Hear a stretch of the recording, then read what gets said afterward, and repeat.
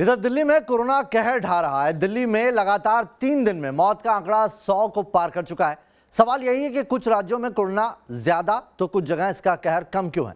इसके पीछे क्या कारण है, इस पर न्यूज नेशन ने बात की CSIR के डीजी से।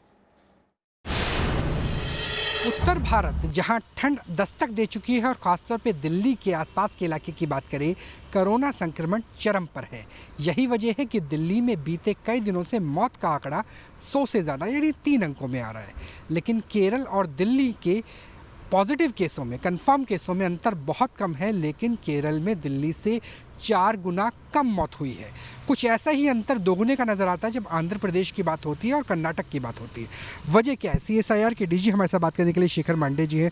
सर, आप स्टडी कर रहे हैं कुछ कंप्यूटर्स मॉडल्स के साथ स्ट्रेन की, तो क्या वजह है? क्योंकि केरल और दिल्ली भी बड़ा शहर है, हेल्थ फैसिलिटीज़ में ज़्यादा अंतर नहीं होगा, फिर भी 4 गुने का अंतर अगर मौत के आंकड़ों की बात करें, क्या वजह नज़र आती है? और कई राज्यों में ऐसा है।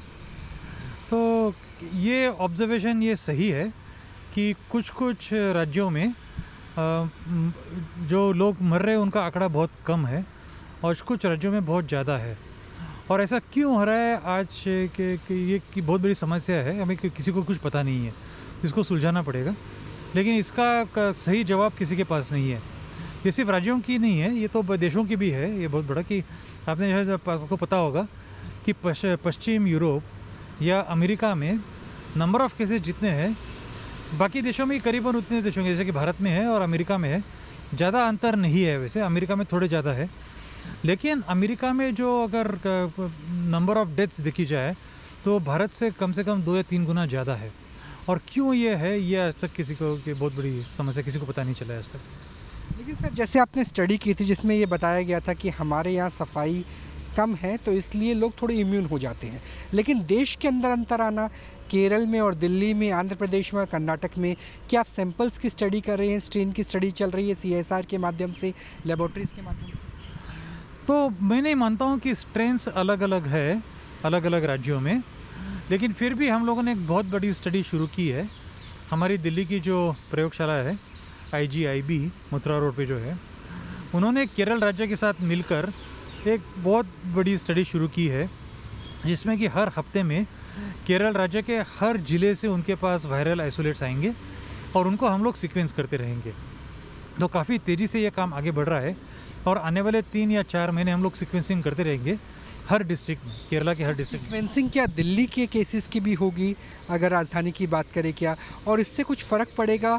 जो वैक्सीनेशन की बात आ रही है कि कुछ वैक्सीन हो सकता है कहीं ज़्यादा इफेक्टिव हो और कहीं थोड़ा कम। तो सीक्वेंसिंग दिल्ली के स्टेट्स की तो काफ़ी हो चुकी है ऑलरेडी, और जो दुनिया भर में जो सीक्वेंसिंग हुई है वायरस के अलग अलग आइसोलेट्स की, उससे ये पता चल रहा है कि म्यूटेशंस इतने ज़्यादा नहीं है, इसलिए कि वैक्सीन कोई इफ़ेक्टिव ना हो। जो लोग समझते हैं कि एक स्ट्रेन के ऊपर वैक्सीन निकली तो दूसरे स्ट्रेन पे वैक्सीन उतनी इफेक्टिव रहेगी या नहीं, तो उसके लिए मेरे ख्याल से ऐसा कोई हमारे सामने पुरावा नहीं आया है कि वैक्सीन इनइफेक्टिव हो जाएगी।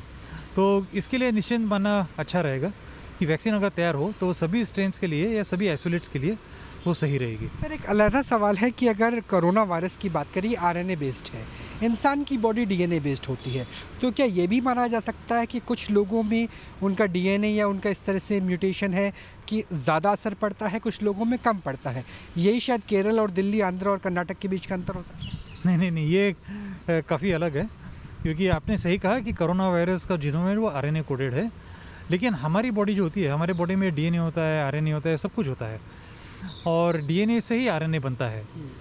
तो इसलिए वो फ़र्क ऐसा कुछ ज़्यादा नहीं है।